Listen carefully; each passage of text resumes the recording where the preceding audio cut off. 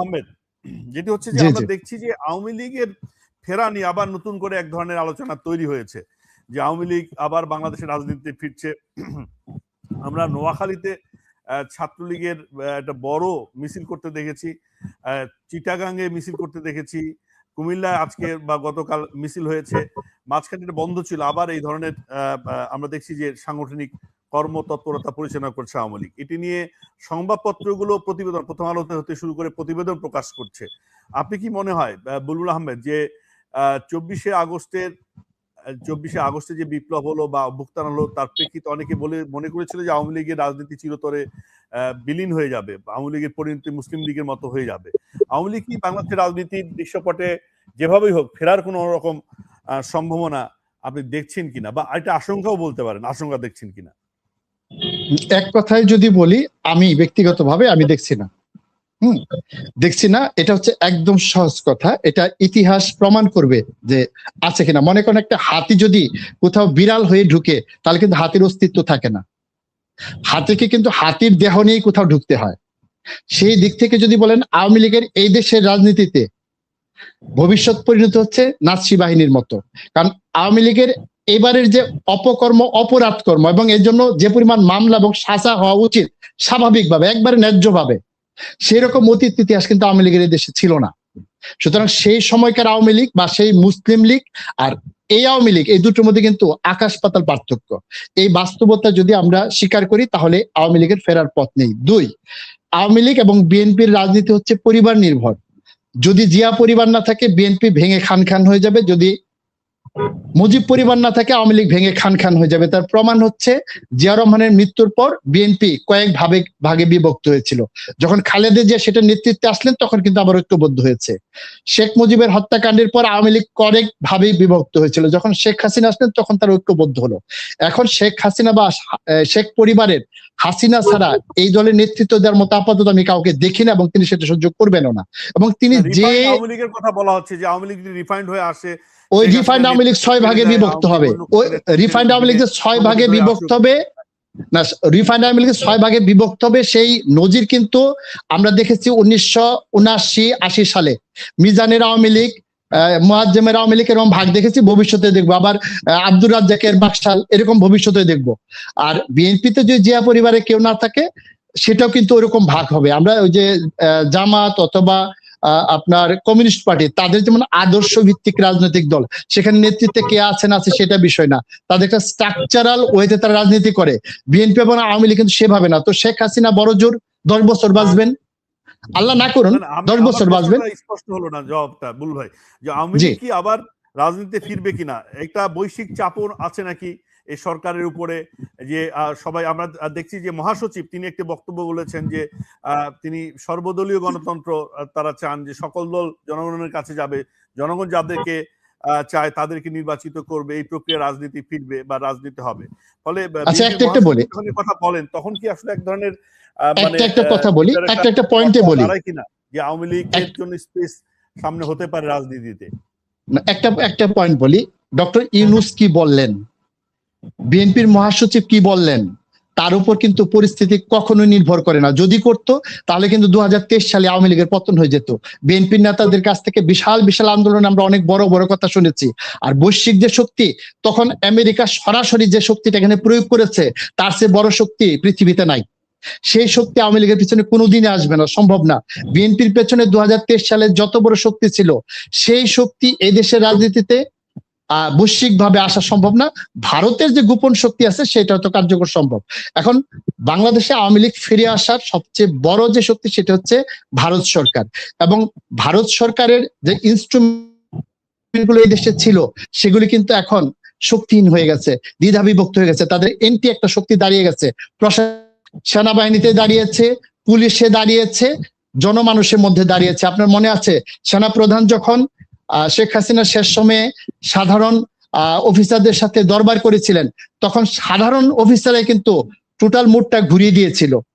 তার বিপরীতে কিন্তু অনেক শক্তি ছিল, সেই যে তরুণ অফিসাররা এবং সাবেক সেনা কর্মকর্তারা, তাদের যে সম্মিলিত শক্তি, সেটি কিন্তু 5ই আগস্টের যে পরিণতি, তার সবচেয়ে বড় অনুঘটক ছিল।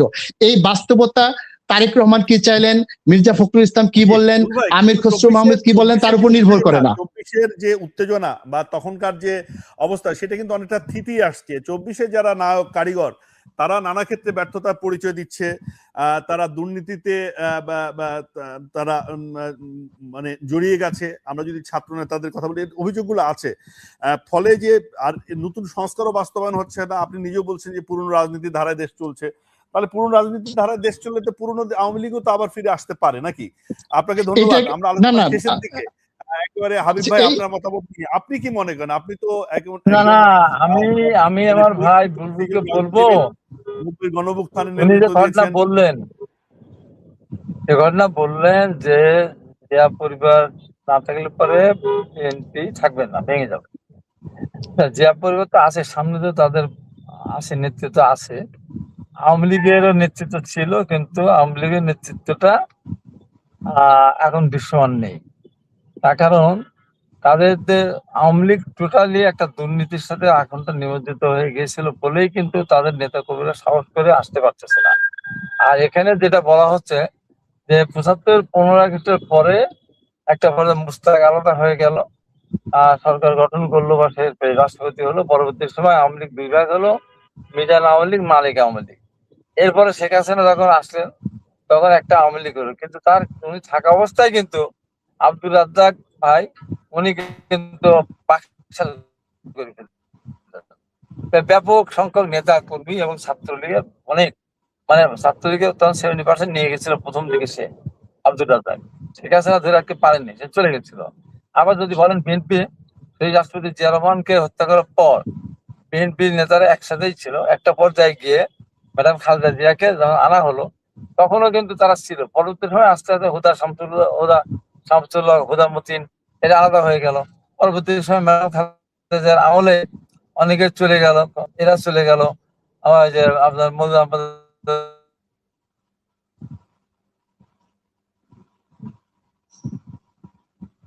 জি,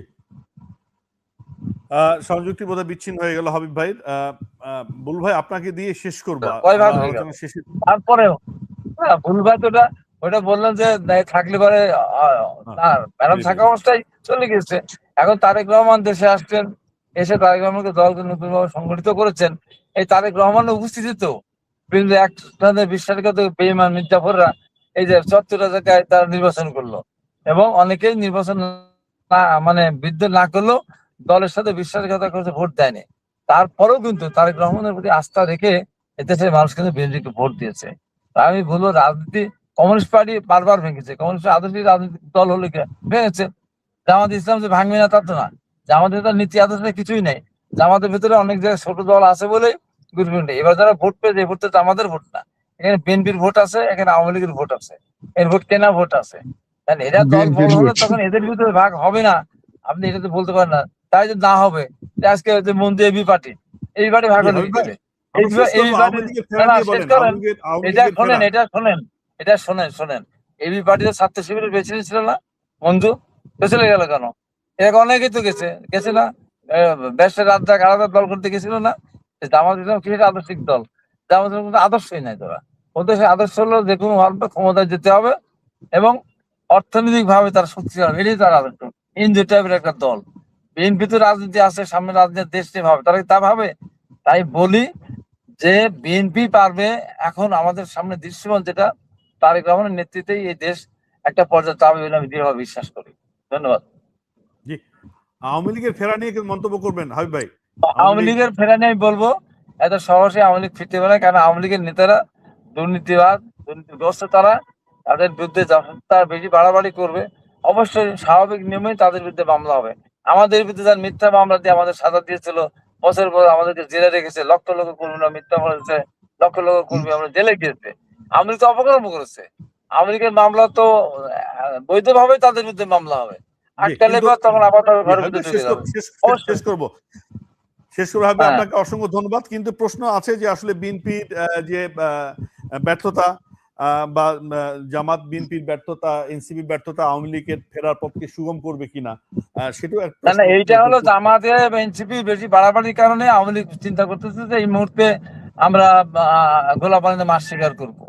এটা হলো জামাত এবং এনসিপি বা 11 দলের কারণেই তারা এই সুযোগটা পাচ্ছে, কিন্তু এটা স্থায়ী নেই। এটা ওইটা দিয়ে অত ভয় পাওয়ার কিছু নেই। একটা কথা আওয়ামী লীগ বলি, এখন পূর্বে একটা কথা, বলবে আপনি কি যোগ করবেন দু একটি কথা? হ্যাঁ, শেষ যে করবো। আমার পৃথিবীর বড় বড় সবগুলো বিপ্লবী দেখেন, বিপ্লবের পরে সেই বিপ্লবী শক্তি কিন্তু কখনোই ঐক্যবদ্ধ ছিল না। সুতরাং এটা কোনো ফ্যাক্টর না, এটা কেউ কেউ একটা বয়ান তৈরি করছে। ধন্যবাদ।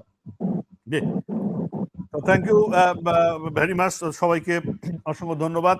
দর্শক যারা ছিলেন শুনেছেন, আপনাদের অসংখ্য ধন্যবাদ জানাচ্ছি। আগামী আয়োজনে অন্য কোনো বিষয় নিয়ে অন্য কোনো অতিথির সাথে দেখা হবে।